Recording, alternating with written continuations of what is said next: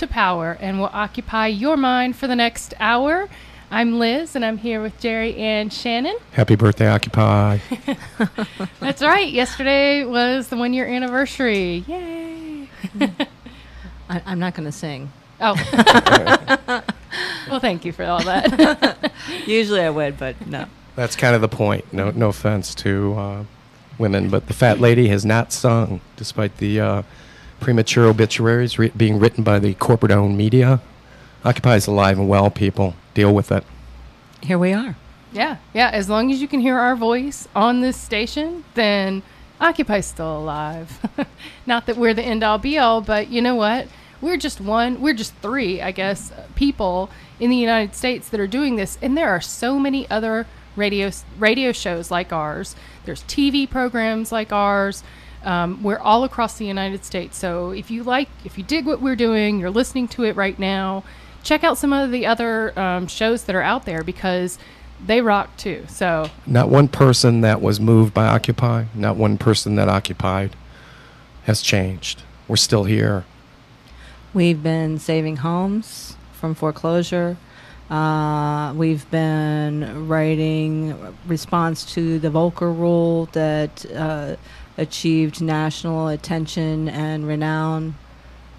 Challenging voter suppression. Challenging attacks on our freedoms. And we've been protesting GMOs, which is what our show today is about. We're going to talk a little bit about Occupy and its 1-year anniversary, but after that, we're going to be talking with Jeffrey Smith, who is a leading consumer advocate promoting non-GMO food choices, and he's also the executive director of the Institute for Responsible Technology. Following his interview, then we'll be talking with Occupy Monsanto, a representative from that group, and Occupy Monsanto has put out a call to action all this week to protest Monsanto, and some of us were at a rally this morning in Daytona Beach, and if you want any information about where you can go after you listen to Jeffrey Smith, you'll probably want to do this. You can find out where you can go online to protest. Check it out. I mean, we are a group of many, faith groups, vets, environmental groups, anti-war groups. We're still here. We're not going away.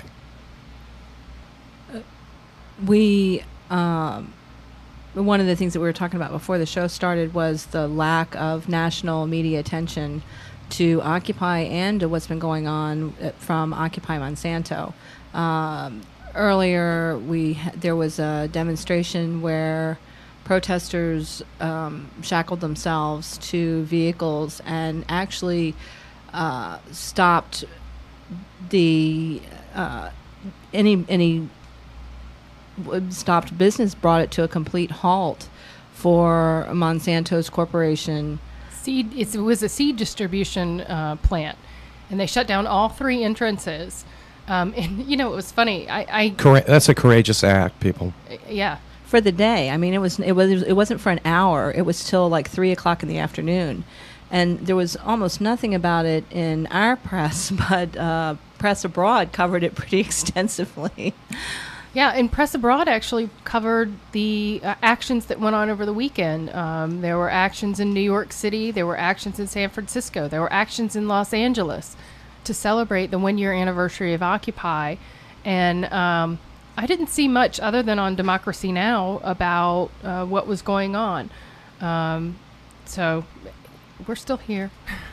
Keep tuning in.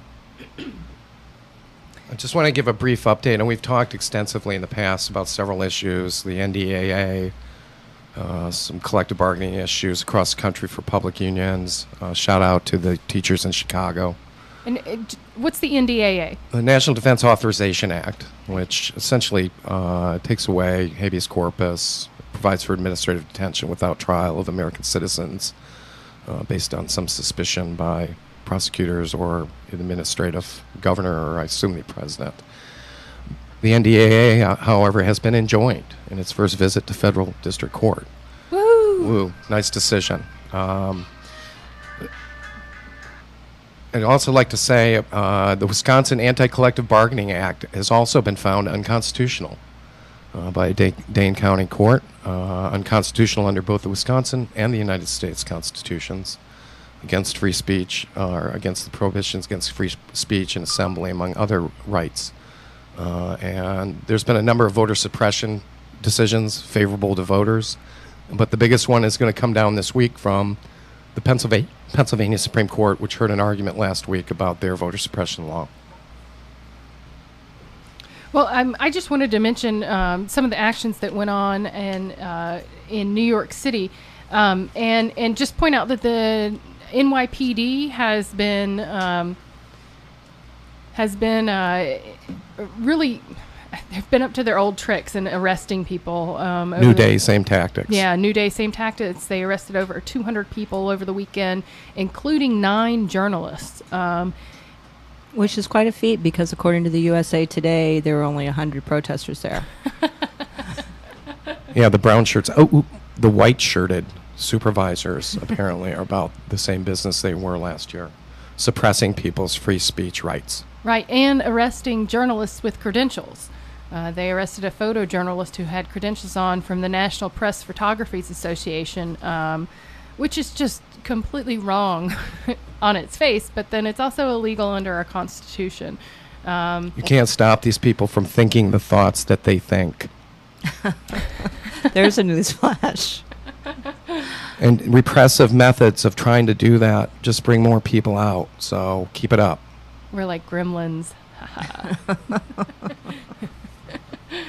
Well, we're going to take a short break, and we will come back on the other side, and we'll be talking with Jeffrey Smith about GMOs, genetically modified organisms, and foods, and all that other stuff. The track that we're going to play is actually OWS's Guitar Me. This was recorded live in celebration of the 1-year anniversary, and it is a remake of Which Side Are You On? We are the Guitar Army. We're marching side by side. We march for those who suffer. We march for those who die. Oh, yeah. Which side are you on? Which side are you on? Which side are you on? Oh, which side are you on? For the messengers, the righteous, the peacemakers, the activists, for the Democrats, Republicans, the socialists, and communists. We are one love for the end of the Almighty. So why we fight like dogs when we know how to do the right thing? Mirror, mirror on the wall, who's the greediest of them all? I'm a human being and I come for truth. I wanna know whether me but rude boy rude. So which side are you on? Which side are you on? Which side are you on? Which side are you on? Which side are you on? Some people can you care? You're either with the 99 or you're with the man. That's right. Which side are you on? Which side are you on? Which side are you on? Which side are you on? 'Cause Our it's a family comes from teachers, no stranger to picking lines. We're stuck with the unions till every battle's won. That's right. They're on strike in Chicago. There ain't no neutrals there. You're with the teachers union. We're stuck for Emmanuel. Which side are you on? Which side are you on? Which side are you on? Which side are you on? 'Cause it's a cold day in the streets of Houston. So many people in the streets, so much confusion. Why, man, people, I've seen you spend a lot of valueless illusion. Mirror, mirror on the wall, who's the greediest of them all? I'm a human being and I come for truth. I wanna know whether me but rude boy rude. So which side are you on? Which side are you on? Which side are you on? Which side are you? Take it, Tom.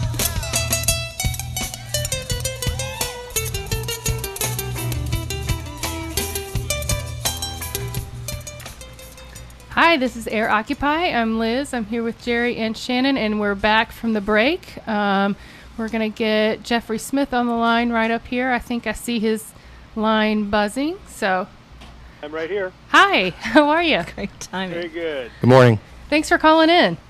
Sure. When I was doing research on GMOs, your name kept coming up as one of the most renowned experts on GMOs, on genetically modified organisms, and one of the loudest spokespeople against having GMOs in our food supply. Well, I've been working with scientists for the last 16 years, translating their concerns into English so that people could understand just how dangerous GMOs are. But also we've been documenting how Monsanto and others have attacked the scientists and tried to distort and deny their findings, as well as how they have captured government agencies through a variety of techniques, both in the United States and around the world. And also we're now interviewing doctors, veterinarians, individuals about how when humans and animals get off of GMOs, their lives, their health improves dramatically. So we have quite a bit of evidence now, which I just released in the film Genetic Roulette, The Gamble of Our Lives, which has, overwhelming evidence that changes people's diets on the spot. For our non-scientific oriented audience, could you break down the GMO definition and how it's used in crops and animal husbandry? Sure. GMO, genetically modified organisms, are those where genes from one species are forced into the DNA of other species that would normally never have those genes. Now, the process itself is done primitively, often with a gene gun, where you shoot millions of genes into a plate of millions of cells and then clone the cells into plants. The process causes massive collateral damage. Hundreds, even thousands of genes can change their levels of expression accidentally as background noise, so you can introduce new allergens, toxins, carcinogens, etc. into the food supply, which are never actually evaluated before the foods go on the market. We have a situation in the food supply where there are two major types of GMOs. One is designed not to die when sprayed with herbicides. So Roundup herbicide, Monsanto's best-selling herbicide in the world, is sprayed on Monsanto's Roundup-ready crops, and it does not kill the crops, it simply kills the weeds all around it. The other variety are BT crops. These are crops that produce a toxin called BT, for Bacillus thuringiensis, and the BT breaks open the stomach of insects and kills them, and now there's evidence that it also pokes holes in human cells and is found in the blood of pregnant women and in unborn babies. So we have a situation where one class of GMOs receives toxins from the environment, from the herbicides, and the other class produces toxins. And then from the animals, they want to genetically engineer livestock and mosquitoes and fish in order to match the industrial model and make more money. So they have salmon that can grow faster, that's genetically engineered with genes from an Arctic eel, and there's evidence that it might actually wipe out natural salmon. They want to introduce varieties of livestock that they can then use more efficiently in factory farms. I mean, they've introduced mosquitoes into the environment already. Their stated goal is to genetically engineer 100% of all commercial seeds and now animals and fish and insects, and to replace nature in order to increase their profits and control. And that's pretty clear it's explicit goal by Monsanto, for example, from their 1999 consultant at a conference saying that they wanted to genetically engineer 100% of all seeds. So you mentioned wanting to manipulate farm animals and the DNA that they have, but what happens when a farm animal eats the genetically modified corn, or I guess it would be corn, I don't think that they eat soy, but if they eat the genetically modified corn and then we eat the animal, is That's a good question, and they do eat soy and corn. Well, first of all, the animals themselves, if you look at the animal feeding studies, as the American Academy of Environmental Medicine has, they looked at the lab animals and found categories of diseases and disorders, including reproductive disorders, and these are serious, like changes in the uterus, ovaries, testicles, DNA functioning differently in the embryo offspring, 5-fold increase in infant mortality, sterile babies, fewer babies, smaller babies, hair growing in the mouths by the 3rd generation. Very, very serious reproductive disorders. Then you have immune system responses, which are found in virtually every competent research done on lab animals, fed these foreign gene proteins, so they're reacting to it as if they're under attack. You have gastrointestinal problems like potentially precancerous cell growth and other inflammatory diseases within the gastrointestinal system. You have accelerated aging and organ damage and insulin and cholesterol dysfunction. Now, these same categories, before we get off of those, these same categories are actually the categories of diseases and disorders which are found to improve in pets and humans when they switch to non-GMO diets, and these same categories of diseases are on the rise in the U.S. population since GMOs were introduced. But your question was, what if we eat an animal who may be sick and suffering from eating GMOs?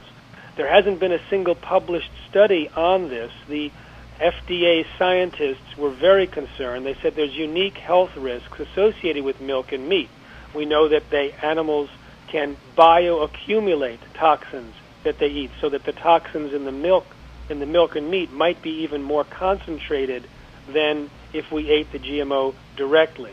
The one study that has not yet been published has shown that there are changes in rats that ate salmon that ate genetically modified corn, but the details haven't been released yet. So we don't know the impact of eating the sick animals, but we do know that with Roundup-ready crops, they are less nutrient-dense because the Roundup ties up the minerals, making them unavailable for the plant, and so you have weak and sick plants. Then the animals eat the plants, and then they become weak and sick. They become nutrient deficient, and the veterinarians that are doing the research have found a universal deficiency in some minerals as a result of the widespread use of Monsanto's Roundup. And then we eat the animals who are weak and sick, and we may eat the plants, of course, that have Roundup in it, and the Roundup can also tie up nutrients in our system. So it's a perfect storm for weakness, sickness, and disease and disorder. You mentioned the FDA and the Food and Drug Administration, which theoretically is there to protect the food supply. With this science in mind, why are GMOs allowed to be used so widely? Well, that's because the science wasn't in mind when they created the policy. The scientists at the FDA had repeatedly warned the superiors, the political appointees, that according to the science, GMOs were dangerous, and they enumerated in memos now made public because of a lawsuit that GMOs might increase allergens and toxins and create new diseases and nutritional problems, and that they, in order to safely use them, they said we need to have long-term toxicological studies, human studies, to verify that the changes in the DNA do not carry risks to human health. But the person in charge of policy at the FDA was Monsanto's former attorney. Monsanto, of course, is the big biotech company, and the policy denied the very existence of those warnings. On the one hand, the overwhelming consensus among the scientists were that GMOs were different and could lead to unique, dangerous risks, but the policy itself, on the other hand, said we're not aware of any information showing that GMOs are different, therefore no safety testing is necessary, no labeling is necessary. Monsanto, who told us that PCBs, Agent Orange, and DDT were safe, can put GMOs on the market without even telling the FDA or consumers. This person who was in charge of policy, Michael Taylor, then became Monsanto's vice president and chief lobbyist in Washington, and he's now back at the FDA under the Obama administration as the U.S. food safety czar. Breathtaking. Maybe you can speak a little bit about how the corporate control of the science works. We talked on this program in the past about the revolving door and the control of science in the nuclear industry and the pharmaceutical industry. Maybe you can address that in the GMO context. How much time do we have? It's a pretty extensive control. One of the earliest ways that it expressed itself was when the scientist in Europe, Dr. Arpad Pusztai, was given $3 million from the UK government to figure out how to test for the safety of GMOs. And discovered quite accidentally that they were extremely dangerous, that within 10 days they caused massive damage to the rats, and they were eating supposedly harmless GMOs that were going to be fed to humans. Well, he went public with his concerns and was a hero for about 2 days at his prestigious institute, and then 2 phone calls were allegedly placed from the UK Prime Minister's office, forwarded through the receptionist to the director, and the next day Dr. Pustai was fired from his job after 35 years and silenced with threats of a lawsuit. They never implemented his protocols, and they attacked him to destroy his reputation. This was a coordinated attack between the UK government and the corporate agribusiness, as revealed by leaks and leaked documents and personal testimony. And this was a demonstration of what happens to independent scientists who dare to discover adverse findings, and it's been repeated over and over again. When Ignacio Chapella was going to, when he released his information, he's the UC Berkeley professor, that the GM corn from the United States had contaminated the corn varieties in Mexico. There was a series of fake people that had posted, they were actually fictitious characters created by Monsanto's PR firm, to rally support in the scientific community against Ignacio Chapella and put pressure on on UC Berkeley to kick him out, and they denied him tenure. And because of this whole disinformation campaign, he had to fight back in court to get his tenure. When Irina Ermakova discovered that more than half of the babies who were born from rats that were fed genetically modified soy died within 3 weeks, compared to only 10% in the control group, she was vilified, attacked, papers were burnt on her desk, samples stolen from her laboratory. Her boss, under pressure from his boss, said no more GMO research.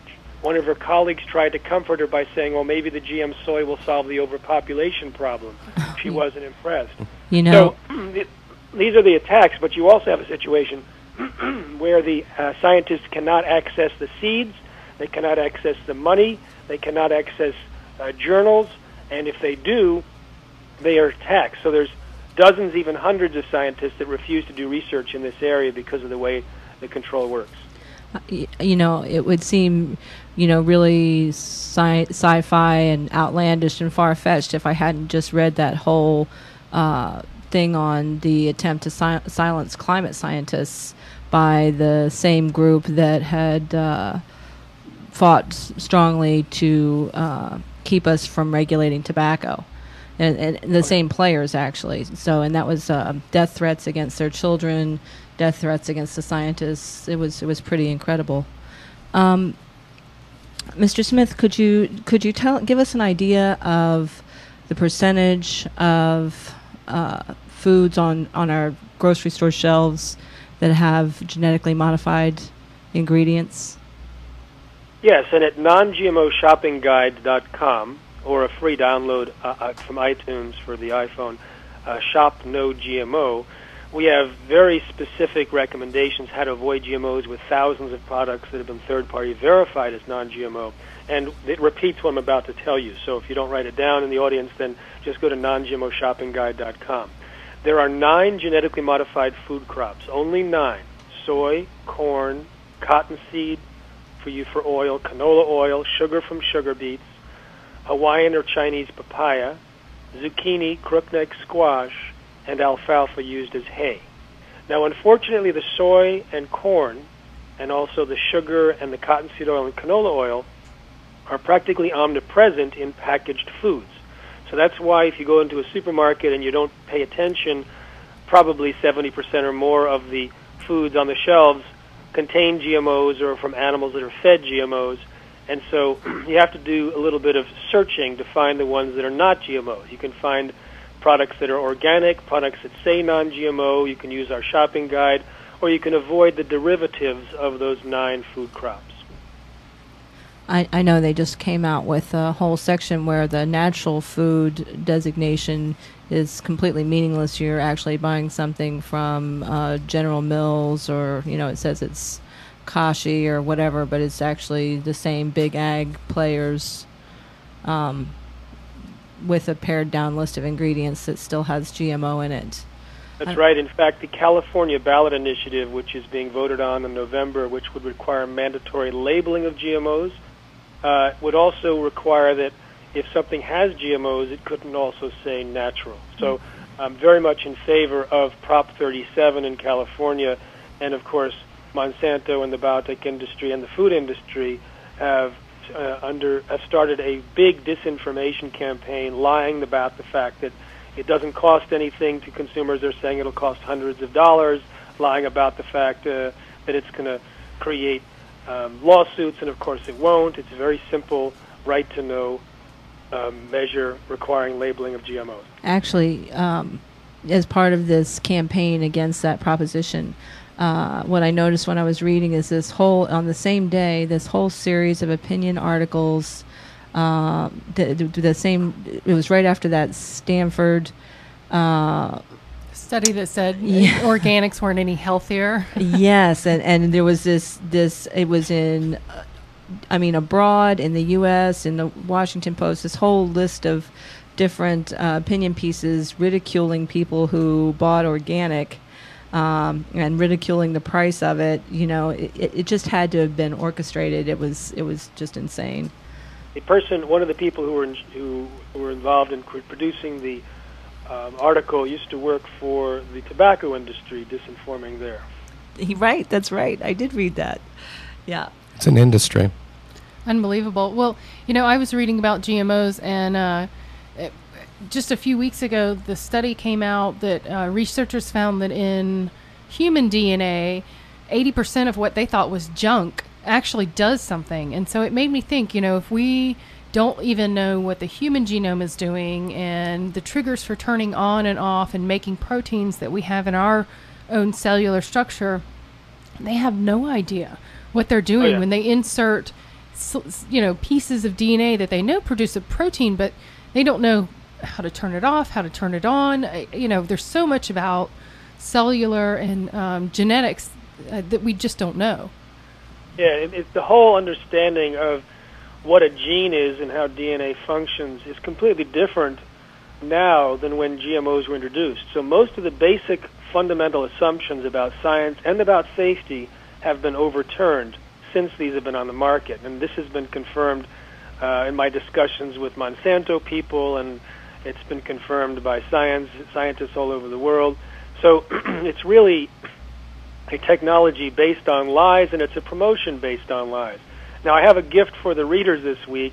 We're offering our film, Genetic Roulette, The Gamble of Our Lives, as a free showing week this week until Saturday, until the 22nd, at geneticroulettemovie.com. geneticroulettemovie.com. It's a full-length documentary, and it shows how doctors who are prescribing non-GMO diets describe how their patients get better. It describes parents of autistic kids, how they get better. It talks about farmers talking about how their animals die more and more the more they are fed GMOs. It talks about the scientists. It talks about the takeover at the FDA and around the world. A really tragic story in South Africa where the farm workers are eating more genetically modified corn than any group in the world, and the horrific health problems that they're facing. The problems in India with suicides and farm animals dying from eating the genetically modified cotton plants after harvest, and the people getting itching rashes all over their bodies. So it's quite a tour de force of what's happening, but it also gives good news at the end, which is what I like to do. I don't like to just depress people and say goodbye, have a good life.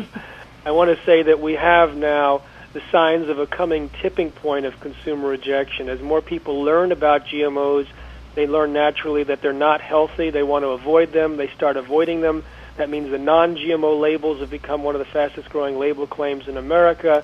More demand for choice has resulted in 19 state legislatures introducing bills for labeling that have not yet passed, but it's on the way.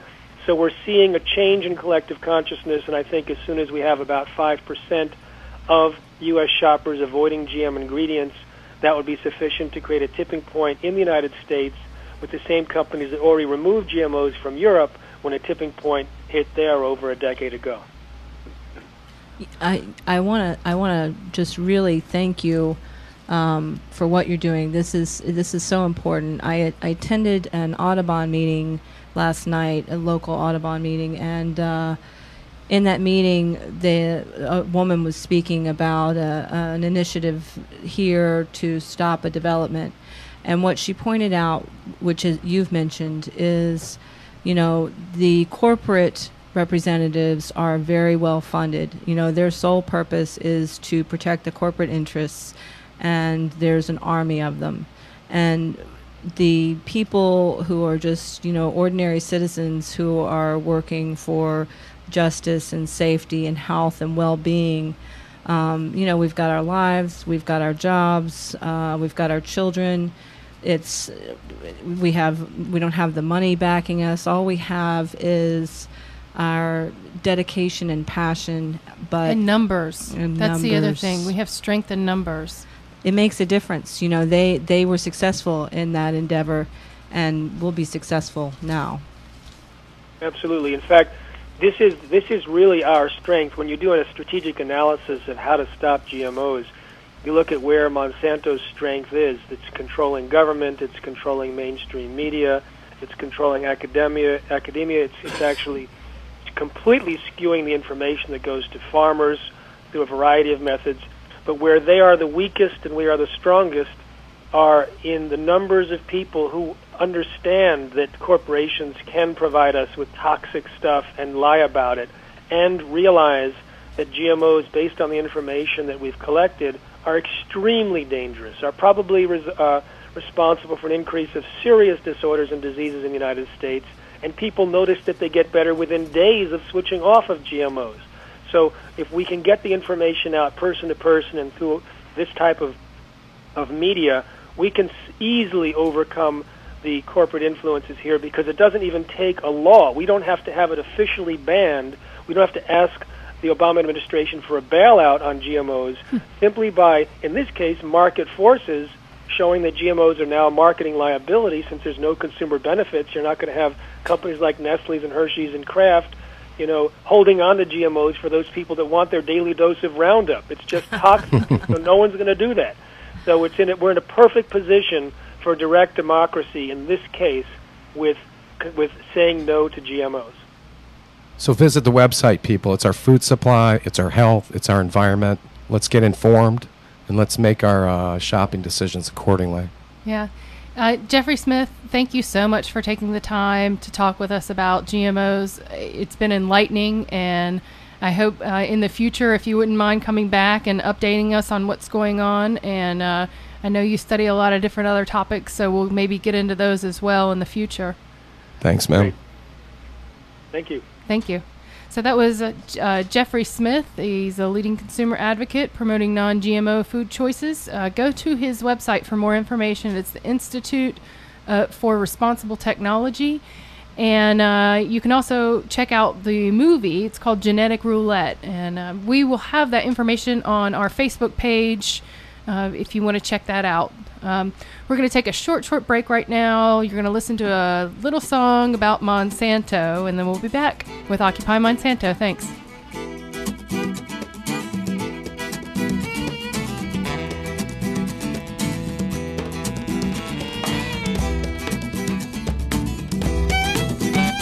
Say you want to help our community, help the farmers grow more food. But all you sell to us is lies. You're only looking out for you. You say it's all about the children, yet you feed them pesticides. We know that it's all about your profits. Because of you, too many die. Monsanto, go away, go away, go away. You are not welcome on our land. Monsanto, go away, go away, go away. You are trespassing on our land. Yeah! Get out of here! Come on back home. Hit the road. Jack. Don't you go back. Oh no. Beat it. You say you're all about democracy, then you interfere with our political process. Well, you may have fooled some politicians. Yeah, you may have given them some money. But this is not Washington, D.C. You cannot bully this community. We are much stronger than you think we are. We are everywhere and we know who you are. Monsanto, go away, go away, go away. You are not welcome on our land. Monsanto, go away, go away, go away. You are trespassing on our land.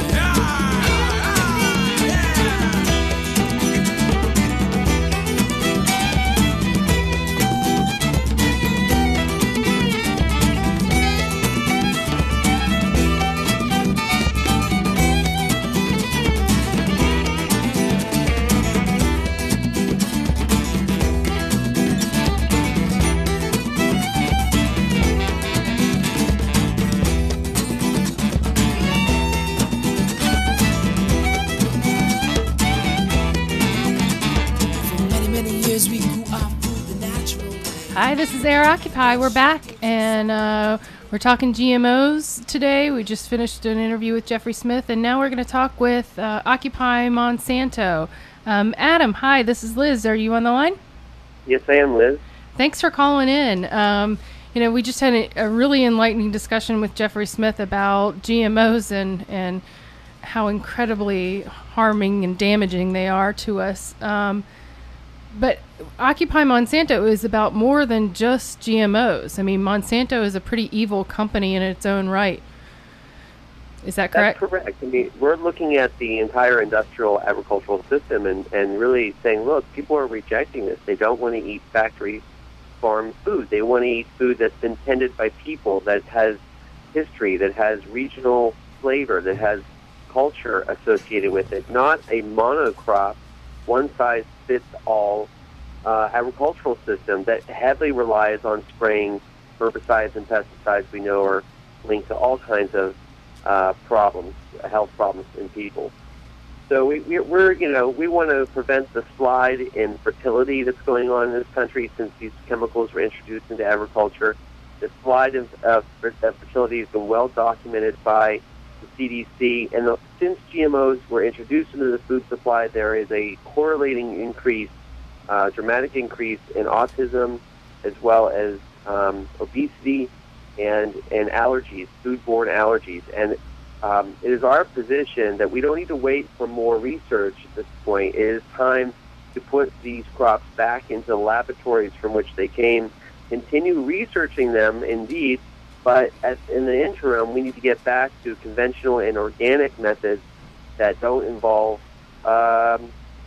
using GMOs. And one last thing I want to point out is that, the industry likes to say that if we don't grow genetically modified food, we're going to have a starving planet. That in 2050, we're not going to have enough food to feed the planet. And they like to say that GMOs increase yield. But if you look at the average yield since GMOs were introduced in the mid-90s, there really is only a small increase in yield, a very small increase, nothing dramatic. And most of those that yield increase is attributable to conventional farming, conventional breeding techniques that are very inexpensive, and it's the way farmers have done it for thousands of years. You essentially select the plants that are doing the best, and you save those seeds and you plant them next year. And over time, you end up getting superior genetics this way. And it's something that it doesn't work well with a capitalist model where you want to patent life, you want to patent the genes, and then say, we own this, God didn't make this, nature didn't make this, man didn't make this collectively as a civilization. No, we made it, Monsanto made it, and now forever, you're going to have to pay us a royalty. And that's their business model. That's why this company has, multi-billion-dollar valuation. It's why their profits are in the billions of dollars, and it's why they probably dominate now about 80% of all the seeds that are being used in America. It's 80%. Yeah, I wanted to ask you whether I'd read a little bit about Monsanto's control over seeds and this whole proprietary nature of the secret of the seeds, and if you can speak to that a little bit. Well, sure. I mean, first of all, people might have to understand that this is a new policy that came into place by Dan Quayle. The former vice president was tasked with creating a new policy for GMO food. And at the same time, while Bush the First and Dan Quayle were in the White House working on this in the 91 and 92, in the Rose law firm, you had Hillary Clinton. Hillary Clinton was working very closely with Monsanto's legal team, including Michael Taylor. And Michael Taylor is today the head of the FDA Food Safety Department, and basically is opposed to GMO labeling, even though he used to be the public policy person for Monsanto. So we have very friendly people in both political parties. Romney also worked with Monsanto very closely. Romney has a big history. The Nation magazine just put out a great article about Romney's connection to Monsanto. Unfortunately, both political parties are closely linked to this company, and so they created a policy that made it possible to patent these genes, as long as they were found inside of certain plants. And by inserting a gene that might make the plant more resistant to pesticides, it's a weed killer that's sprayed on it to Roundup, they effectively own the plant. And they own the offspring of that plant. They own the gene wherever it goes. So if a farmer tries to save those seeds, the farmer has to pay a royalty. And in some cases, the seeds are hybrid. They're not meant to reproduce ever again. The seeds that we're eating actually would not grow if you planted them off that. If you took some corn home and you tried it was right off the cob, and you tried to plant those corn seeds, they're not gonna grow. But so it's called Terminator technology, and they actually make it so it's impossible to save the seeds. But many of the crops you can save the seeds, and farmers attempted to do this have been sued by Monsanto and have lost their farms, have been punished severely. There have been some a rash of suicides in India as well. The farmers in India. 250,000 actually. That's unbelievable. Yeah. That's correct. Patenting of life. I personally was able to challenge the CEO of Monsanto, Hugh Grant, at the shareholder meeting this past January. Oh, tell us about that. I was presenting on behalf of John Harrington, who had a shareholder resolution for the company to look into the organic farmers who might sue them and what the potential liability it is for contaminating organic crops with their DNA, with this genetic, with these GMO crops. And the company said, we don't have to, the official line was, we don't have to look into this because we already do, and we don't have to do a special audit or a special investigation. So this is shareholder resolution. They were against it. They ended up getting 6% who voted for it. That's actually a sizable number of shares that were in dissent against the board. Nevertheless, at the meeting, I was able to speak to Hugh Grant, the CEO, and I asked him, I think, how can you both have substantial equivalence, which is the policy from the early 1990s that said that these crops are substantially equivalent to regular crops. GMO corn has the same calorie content as conventional corn. It has the same nutritional content as conventional corn. This is what their logic is. So therefore, it's substantially equivalent. However, because we inserted a gene that makes it unique, it is unique, and it can be patented, and it is ours. It belongs to the company. And it's like they have it both ways. Meanwhile, there's no labeling. So I asked them, I said, if you want to say it's unique and it's substantially equivalent, but why are you afraid of a label that says it's unique? Right. Because it is unique. And what are you afraid of? And he says, well, I think it just will confuse the marketplace. It'll confuse consumers, and everything will have to be labeled GMO because it's everywhere. And I said, well, perhaps, or maybe consumers will choose between the GMO food and the non-GMO food and have a little more say in the matter of what's grown versus you guys deciding what's grown. And his response was along the lines of that the average consumer has no idea how food is produced. And why would we let them decide what food is produced? The farmer needs to decide. We need to decide. And the rest of the industry needs to decide. And then I said, well, are you opposed to labeling? And he wouldn't answer the question. He goes, I'm not necessarily opposed, but I'd have to talk to other members of the industry. It's not just not like we act in a vacuum. I'd have to talk to General Mills and other companies. He mentioned General Mills specifically because General Mills is vehemently opposed to GMOs. They use GMOs in their cereal. So does Kellogg's, for that matter. And it's something that all the mainstream cereal brands would have to admit they're feeding the children of this country genetically modified food, and mothers don't want to feed their children that. Maybe 70% of mothers, if given a choice, would not feed their children GMOs. Right. And so one other thing I want to add is, I was on a program on Al Jazeera recently, and someone, it's getting harder and harder to get voices from the pro-GMO side to come out and speak. Like, they're refusing interviews left and right. But there was someone from Cornell University who was pro-GMO, and he said, I don't really have a personal vendetta against labeling. I mean, whatever. It's not going to do anything. It's just a label.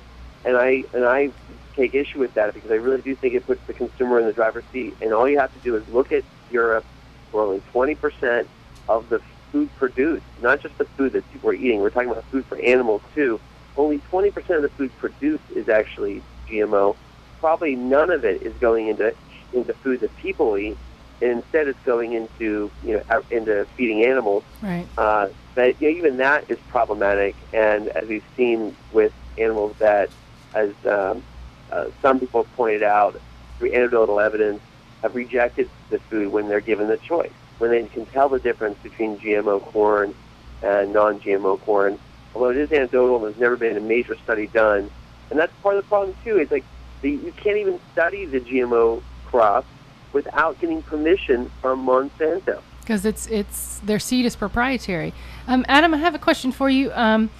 Tell us about the actions that are going on this week, what Occupy Monsanto is doing. I know we had one this morning. It's still going on. If anybody's in the local area, it's at the corner of International Speedway Boulevard and Williamson Avenue. So check it out. Shout out to all our peeps down on that corner with their big banners and everything. But tell us what else is going on all across the United States and the world.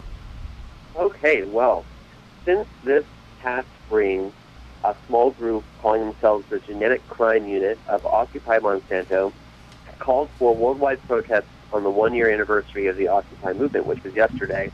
There were 45 events, mostly protests, the vast majority were protests, all over the world yesterday.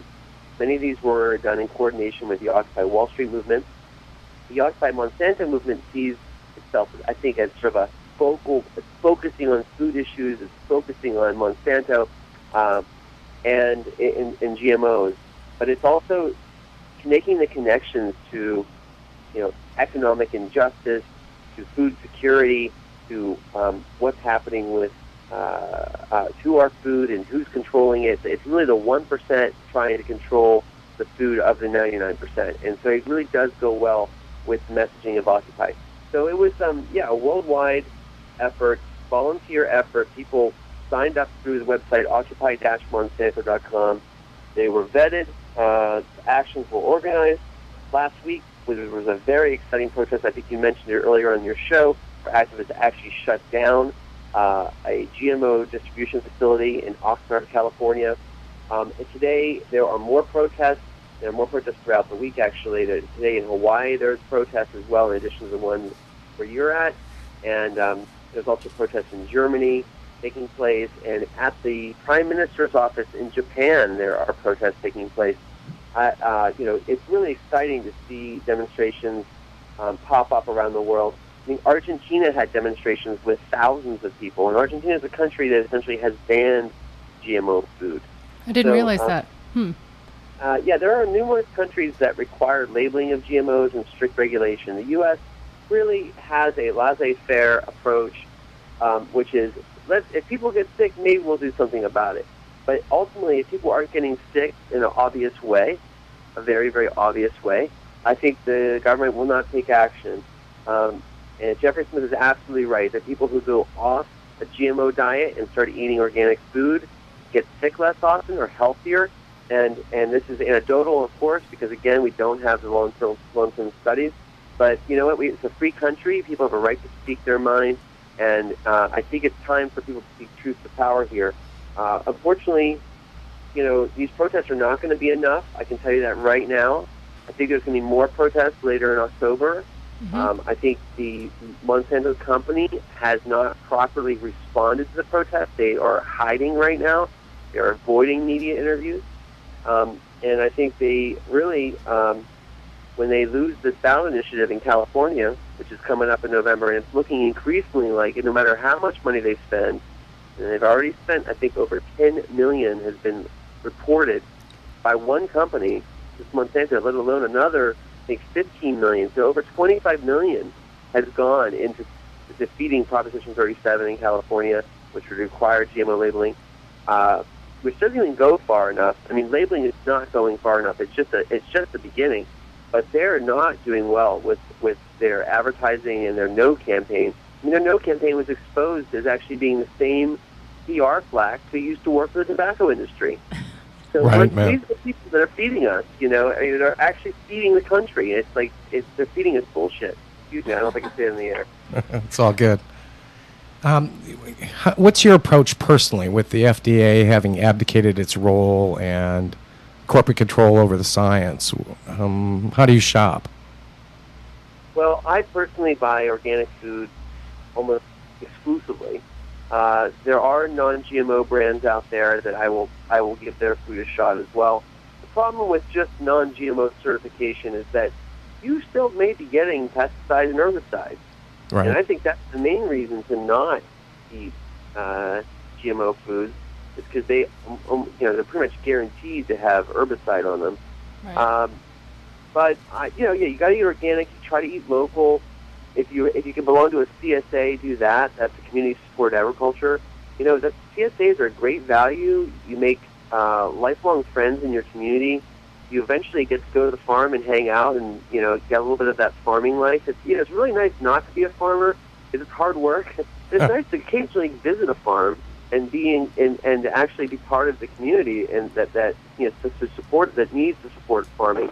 It takes a lot of eaters to support one farm, so not all of us can be farmers. But I think people should just get more in touch with where the food they come from, the food they eat comes from.